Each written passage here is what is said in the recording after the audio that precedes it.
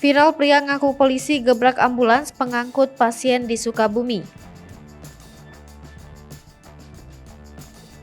Sosok pria dengan mobil melintang jalan dan menggebrak bagian depan ambulans yang melintas viral di media sosial.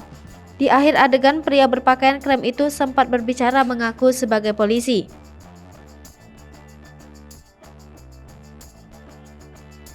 Adegan itu direkam Irfan Fadilah, sopir ambulans RSUD Jampang Kulon. Ia menyebut peristiwa itu terjadi sekitar pukul 17.45 waktu Indonesia Barat, Rabu 20 April 2022 di Jalan Raya Cikembar, tepat di dekat pabrik GSI.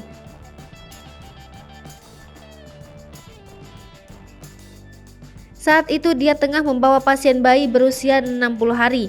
Pasien itu dirujuk dari RSUD Jampang Kulon, Kabupaten Sukabumi ke Bunut atau RSUD R. Syamsuddin SH Kota Sukabumi.